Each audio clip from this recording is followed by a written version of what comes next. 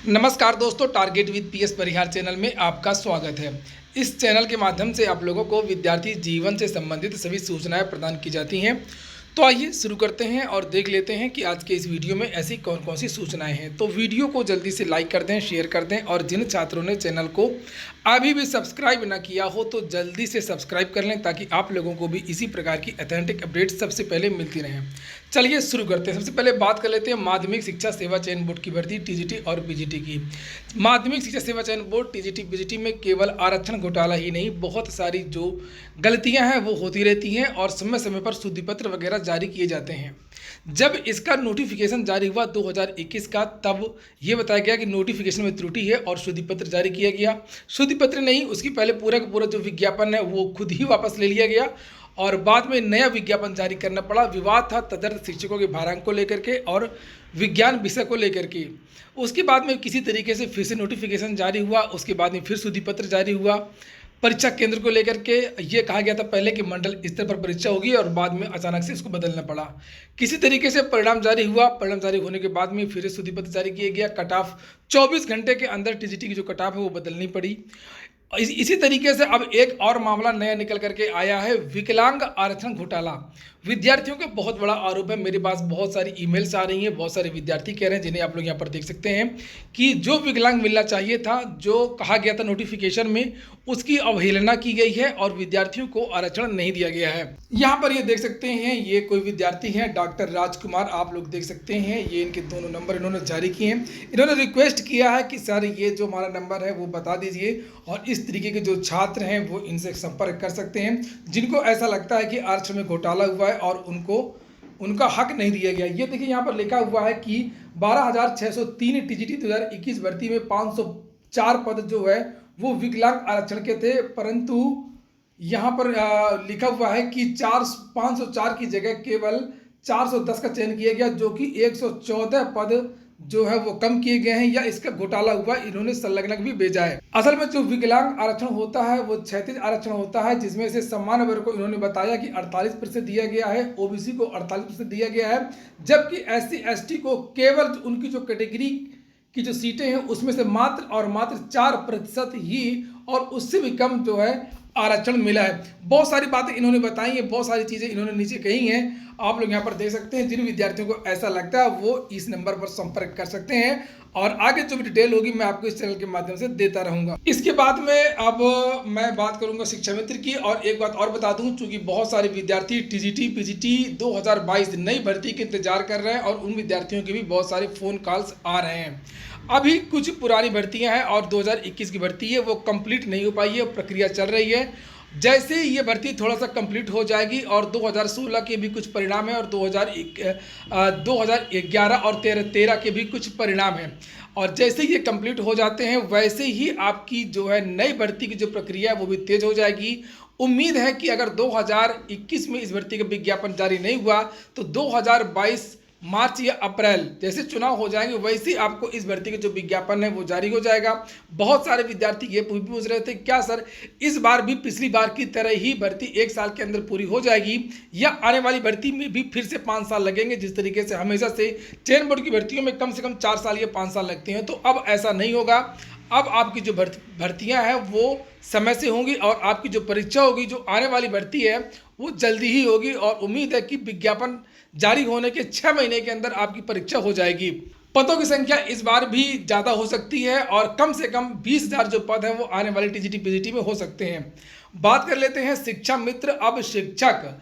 इसके बारे में पिछले हफ्ते ही जानकारी मिली थी कि शिक्षा मित्रों के जो नेता हैं उनकी और बेसिक शिक्षा विभाग के अधिकारियों के बीच में एक मीटिंग हुई थी। शिक्षा मित्रों की बहुत सारी मांगें थी, जैसे उनको 12 महीने का वेतन दिया जाए और उनकी जो रिटायरमेंट की आयु है वो 62 साल की जाए और भी बहुत सारी उनकी मांगें थी। उनमें से ज़्यादातर मांगों पर सहमति तो नहीं बनी, लेकिन एक चीज़ पर सहमति बनी थी कि शिक्षा मित्रों की गणना अब शिक्षकों के रूप में की जाएगी। जो छात्र और शिक्षक अनुपात होता है उसमें अब शिक्षा मित्रों की भी गणना होगी। इसका सीधा सीधा जो प्रभाव होता है वो पड़ेगा आने वाली भर्ती पर और इसके ये सहमति उस दिन बनी थी और आज के समाचार पत्रों में ये जानकारी दी गई है कि इसमें अब शासन ने भी अपनी मुहर लगा दी है। शासन ने भी अब इसमें सहमति दे दी है।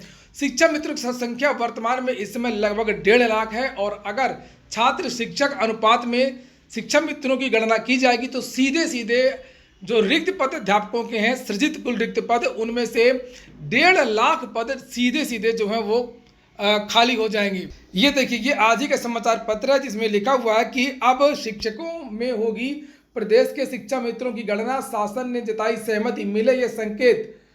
प्रदेश के शिक्षा मित्र अभी तक शिक्षक का पदनाम तो नहीं पा सके हैं, लेकिन उनकी गणना शिक्षकों में किए जाने पर सहमति बन गई है। यही नहीं, विद्यालयों के छात्र शिक्षक अनुपात में भी शिक्षा मित्रों की गणना शिक्षकों के साथ ही की जाएगी।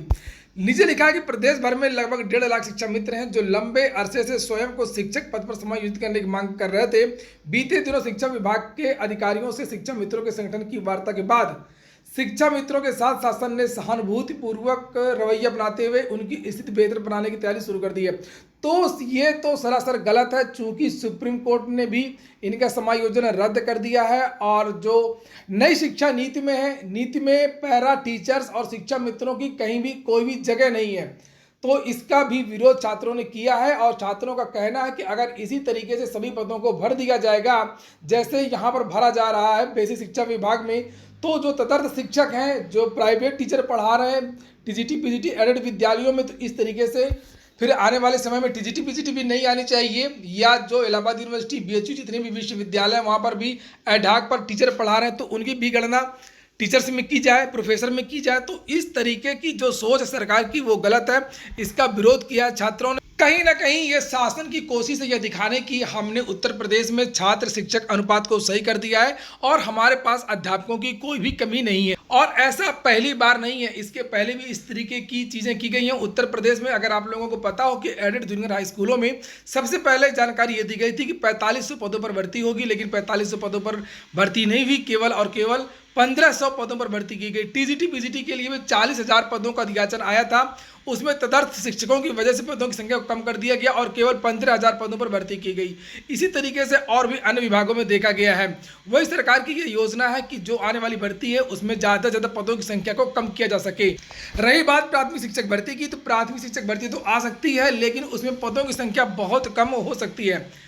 और इसके बाद में हम लोग अब बात कर लेते हैं उत्तर प्रदेश अधीनस्थ सेवा चयन आयोग की।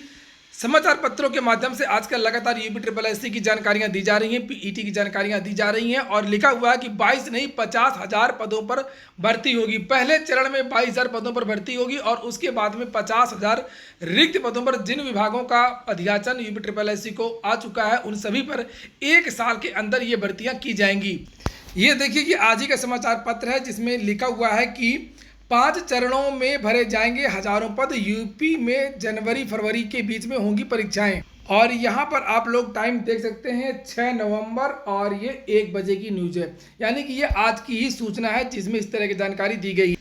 लिखा है कि यूपी में विधानसभा चुनाव की आचार संहिता लागू होने से पहले 22,000 पदों को भरने की प्रक्रिया शुरू कर दी गई है। जल्दी ही उत्तर प्रदेश अधीनस्थ सेवा चयन आयोग 22,794 पदों पर भर्ती प्रक्रिया शुरू कर सकता है। राजस्व लेखपाल 7,782, 882 स्वास्थ्य कार्यकर्ता और बहुत सारे पदों की यहाँ पर बात की गई है, जैसे कृषि प्राविधिक, गन्ना पर्यवेक्षक के 2500, कनिष्ठ सहायक व आशुलिपि के 2,000 और प्रयोगशाला प्राविधिक, एक्सरे प्राविधिक के 1200 पदों पर भर्ती के लिए नोटिफिकेशन जारी होने वाले हैं। इन पदों पर भर्ती के लिए संशोधित परीक्षा कार्यक्रम जल्द जारी किया जा सकता है। काम की बात यहाँ आगे लिखी हुई है कि वैसे तो ग्रुप सी में 50,000 से अधिक पद खाली हैं, लेकिन पहले चरण में 22,000 से अधिक पदों पर भर्तियां की जाएंगी। इसके बाद में शेष पदों पर भर्ती प्रक्रिया शुरू होगी। आयोग चाहता है कि समूह ग के जितने भी रिक्त पद हैं उन सभी पदों को 1 साल के अंदर भर लिया जाए, जिससे पीईटी में शामिल होने वाले जितने भी विद्यार्थी हैं उनको ज़्यादा से ज़्यादा लाभ इसी साल मिल सके। तो यहाँ पर आप लोग देख सकते हैं कि जो लिखा हुआ है कि 50,000 पदों पर भर्तियां होंगी और पहले चरण में 22,000 पदों पर भर्तियां की जाएंगी और यहाँ लिखा हुआ है कि 5 चरण में पूरे जो पद हैं वो भरे जाएंगे। तो आने वाला वो वर्ष 2022 आप लोगों के लिए निर्णायक होता है और साथ में आप लोग पीईटी की भी तैयारी करते रहें। बहुत जल्दी आपको दूसरी पीईटी भी देखने को मिलेगी, क्योंकि उत्तर प्रदेश में अब पीईटी कंपलसरी हो गया है, पीईटी अब हटने वाला नहीं है। और जानकारी मिल रही है कि उत्तर प्रदेश अधीनस्थ सेवा चयन आयोग दूसरी पीईटी की भी तैयारी बहुत जल्दी शुरू करने वाला है। क्योंकि आप लोगों को पता होगा कि 24 मई को इसके विज्ञापन जारी हुआ था और अक्टूबर लास्ट में इसका जो है परिणाम जारी हुआ है। कुल मिलाकर के 5 महीने UP triple S C PET का जो परिणाम जारी करने में लगा देता है। तो कम से कम 5 महीना पहले ही इसके जो विज्ञापन है वो जारी हो जाएगा और अक्टूबर में इसकी वैलिडिटी भी समाप्त होने वाली है। तो किसी कारणवश अगर कुछ विद्यार्थियों के इस बार परसेंटाइल अच्छे नहीं आए हैं, उनके नंबर अच्छे नहीं हैं, तो वो अगली पीईटी की तैयारी जरूर करते रहें। तो ठीक है दोस्तों, फिलहाल ये हो गया आज का वीडियो अगर आपको अच्छा लगा हो, आपके काम का हो, तो लाइक कर दें। जिन छात्रों ने चैनल को सब्सक्राइब ना किया, सब्सक्राइब कर लें। पूरा वीडियो सुनने के लिए बहुत बहुत धन्यवाद।